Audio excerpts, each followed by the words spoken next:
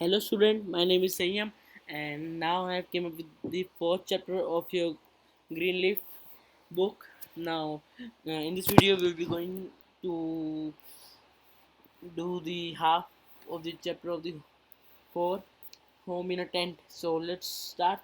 So here's the fourth chapter. तो आपके fourth chapter का नाम है होम इन अ टेंट। उम्मीद है कि आप लोगों ने पहले 3 चैप्टर अच्छे से कवर कर लिए होंगे।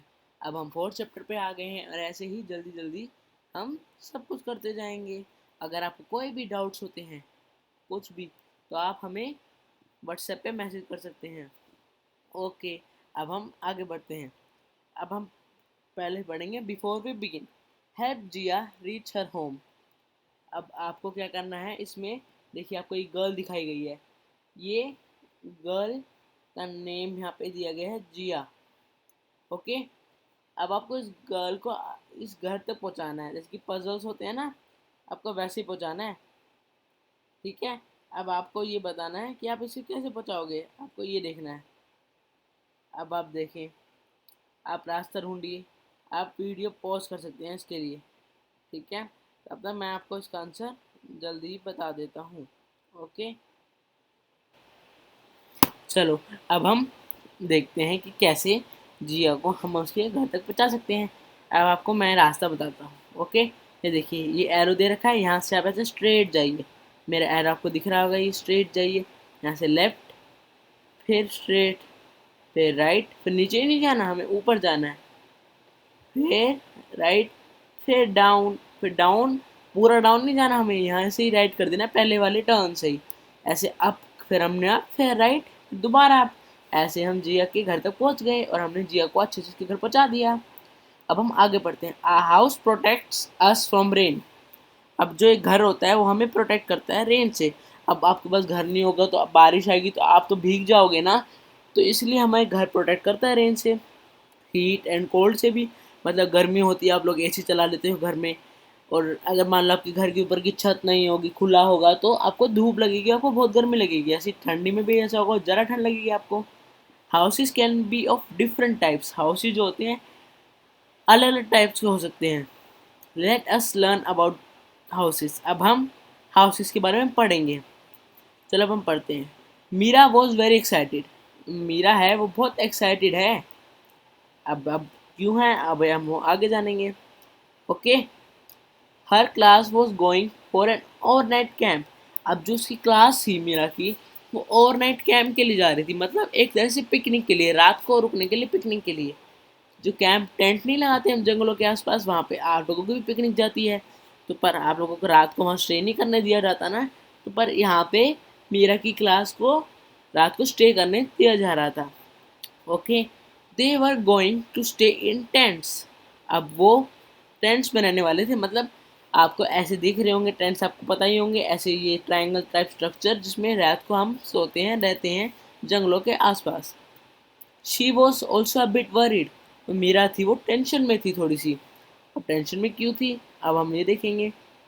How would it feel to sleep in a tent. अब मीरा सोचती है कि कैसा लगेगा जब हम टेंट में सोएंगे। अब मेरा को था कि हम मुझे डर ना लगे, और क्या मैं सो ना पाऊँ, तो वहाँ पे मेरे को बहुत ज़्यादा डर लगे तो मैं किसके पास जाऊँगी, वहाँ पे मेरे मम्मी पापा तो होंगे नहीं। ठीक है, when the children reach the camp. जब चिल्ड्रेन मतलब जब बच्चे कैंप पहुँचे, they saw that a number of tents were set up. अब उन्होंने देखा कि कुछ बहुत सारे टेंट सेटअप कर रखे हैं, मतलब जितने बच्चे आए थे उनके लिए कैंप सेटअप कर रखे हैं। देखिए 1 2 3 4 5 5 कर रखे हैं ना इस पिक्चर में। ऐसे ही पर हमें जब आप बड़े होके जाओगे, अगर आप कभी जाते हो तो आपको खुद बनाना पड़ता है ये सब। ये छोटे बच्चे थे इसलिए उनके लिए बना दिया। These are your homes until tomorrow evening. अब टीचर्स कहती हैं कि ये यही तो आपके घर हैं, कल शाम तक, कल शाम तक आप लोग यहीं रहेंगे कि there will be 4 students in each tent. अब एक टेंट में 4 बच्चे रहेंगे ताकि अलग अलग बच्चों को डर ना लगे। You must all keep your luggage in the big tent. आप सबको अपना लगेज कहाँ पे रख देना चाहिए, बिग टेंट में। Okay, but put your sleeping bags in your own tent. मतलब आपके जो स्लीपिंग बैग्स हैं, मतलब आपके सोने का सामान है, जैसे कि तकिया चादर वगैरह, जो होती है ना, वो आप अपने खुद के टेंट में रखें। मीरा के टीचर ने ये सब कहा। ओके, ये देखिए टेंट दिखा रखे ना, ये देखिए टेंट में जो पड़ा है वो स्लीपिंग बैग्स पड़े हैं। ओके, हम आते हैं अब आगे। Meera peeped into her tent, Meera peeped into her tent यहाँ पे लिखा है। तो पीप्ड का मतलब क्या होता है, देखिए पीप्ड यहाँ पे लिखा है ना, पीप्ड मतलब झाँका, मतलब पूरी तरह से चली नहीं गई अंदर, थोड़ा सा देखा चुपके। Okay, into her tent she saw that while the flap of the tent was like a door, मतलब जो उनका फ्लैप होता है और जैसे कि कपड़ा सा होता है, देखिए कपड़ा यहाँ पे दे रखा है ना, ताकि कोई अंदर ऐसे घुस वस ना जाए बिना, मतलब बाहर से सब कुछ दिखे, ऐसे नहीं होना चाहिए, बाहर से बंद होना चाहिए और हम उसको हाथ से मतलब हटा के और जा सके अंदर। Okay, she saw that while the flap of tent was like a door, there were small openings on the two sides from which air and moonlight came in.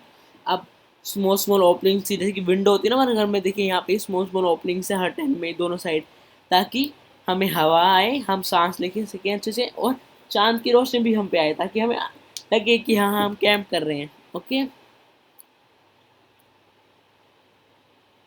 The Windows were covered with net, जो Windows थी वो net से cover थी। Like the mosquito netting at home, मतलब जो आपके घर पे मॉस्किटो की जाली होगी ना, जहाँ पे आपके वो हो जाते होंगे, जो मच्छरदानी होती है ना घर पे, वही उससे वैसे ही तरह से जाली से कवर थी। क्यों थी? इसलिए थी क्योंकि वो जाली जो थी ना, वो हमें मच्छर ना खाए। अब मच्छर अंदर आ गए तो हम सो नहीं पाएंगे, हमारी एनर्जी वेस्ट हो जाएगी। Okay, the tent was made of thick canvas, canvas एक टाइप का मटेरियल होता है जो किसी भी चीज़ को बिल्ड करने में, मतलब बनाने में लगता है। थिक कैनवस मतलब मोटा कैनवस, ताकि आराम से हवा हवा चले तो टूट ना जाए। And on the ground was another thick sheet, अब जो ग्राउंड है मतलब जो टेंट की नीचे वाला पार्ट है, उस पर एक और थिक शीट थी, मोटी शीट।